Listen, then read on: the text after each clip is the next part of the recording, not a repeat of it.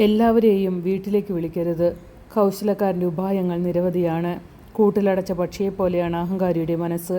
ചാരനെപ്പോലെ അവൻ നിന്റെ ദൗർലഭ്യങ്ങൾ ഉറ്റുനോക്കുന്നു. നന്മയെ തിന്മയാക്കാൻ അവൻ നോക്കിയിരിക്കുകയാണ്. സത്പ്രവൃത്തികളിലും അവൻ കുറ്റം കണ്ടുപിടിക്കും. കാട്ടുതീ പടർത്താൻ ഒരു കനൽ മതി. രക്തച്ചൊരിച്ചിലിന് അവസരം പാർത്തിരിക്കുകയാണ് പാപി. നീചനെ സൂക്ഷിക്കുക. അവൻ്റെ മനസ്സ് നിറയെ തിന്മയാണ്. അവൻ നിന്റെ മേൽ മായാത്ത കറ പുരട്ടും. അപരിചിതനെ വീട്ടിൽ കയറ്റിയാൽ അവൻ നിന്നെ ദ്രോഹിക്കും. സ്വഭവനത്തിൽ നീ അന്യനായിത്തീരും. അർഹത നോക്കി വേണം ദയ കാണിക്കാൻ, അതിന് ഫലമുണ്ടാകും. ദൈവഭക്തന് നന്മ ചെയ്താൽ നിനക്ക് പ്രതിഫലം ലഭിക്കും. അവനിൽ നിന്നല്ലെങ്കിൽ കർത്താവിൽ നിന്ന്. തിന്മയിൽ മുഴുകുന്നവനും ഭിക്ഷ കൊടുക്കാത്തവനും നന്മ വരികയില്ല. ദൈവഭക്തന് നൽകുക, പാപിയെ സഹായിക്കരുത്.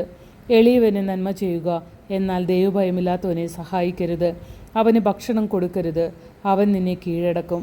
നന്മയ്ക്ക് പകരം ഇരട്ടി ദ്രോഹമായിരിക്കും അവൻ ചെയ്യുക. അത്യുന്നതൻ പാപികളെ വെറുക്കുകയും ശിക്ഷിക്കുകയും ചെയ്യുന്നു. നല്ലവനെ സഹായിക്കുക, പാപിയെ അരുത്. ഐശ്വര്യത്തിൽ സ്നേഹിതനെ അറിയാൻ സാധിക്കുകയില്ല. കഷ്ടതയിൽ ശത്രു മറഞ്ഞിരിക്കുകയുമില്ല. ഒരുവന് ഐശ്വര്യമുണ്ടാകുമ്പോൾ ശത്രുക്കൾ ദുഃഖിക്കുന്നു. കഷ്ടതയിൽ സ്നേഹിതന്മാർ പോലും അകന്നു പോകും. ശത്രുവിനെ ഒരിക്കലും വിശ്വസിക്കരുത്. ചെമ്പിലെ ക്ലാവ് എന്ന പോലെ അവൻ്റെ ദുഷ്ടത നിന്നെ നശിപ്പിക്കും. അവൻ അതിവിനയത്തോടെ കെഞ്ചിയാലും കരുതലോടെ ഇരിക്കുക. ഓട്ടുകണ്ണാടി തുടച്ചു മിനുക്കുന്നവനെ പോലെ ജാഗരൂകത കാണിക്കുക. എത്ര തുടച്ചാലും ക്ലാവ് വീണ്ടും വരും. അവനെ അടുത്തിരുത്തരുത്. അവൻ നിന്റെ സ്ഥാനം കരസ്ഥമാക്കും. നിന്റെ വലതുവശത്തിരിക്കാൻ അവനെ അനുവദിക്കരുത്. അവൻ നിന്റെ ബഹുമാന്യ സ്ഥാനം അപഹരിക്കും. അപ്പോൾ എൻ്റെ വാക്കുകളുടെ പൊരുൾ നീ ദുഃഖത്തോടെ മനസ്സിലാക്കും. പാമ്പാട്ടിയെ പാമ്പ് കടിച്ചാൽ ആർക്ക് സഹതാപം തോന്നും? ഹിംസ്ര ജന്തുക്കളെ സൂക്ഷിക്കുന്നവന് അപകടം വന്നാൽ ആർക്ക് അനുകമ്പ തോന്നും?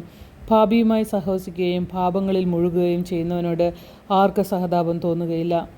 അവൻ നിന്നോടൊത്തു കഴിഞ്ഞാലും നീ വീഴാൻ തുടങ്ങിയാൽ മാറിക്കളയും.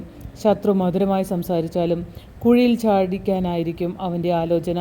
അവൻ കണ്ണീരൊഴുക്കിയാലും അവസരം വരുമ്പോൾ ശമിക്കാത്ത രക്തദാഹം ഉണരും.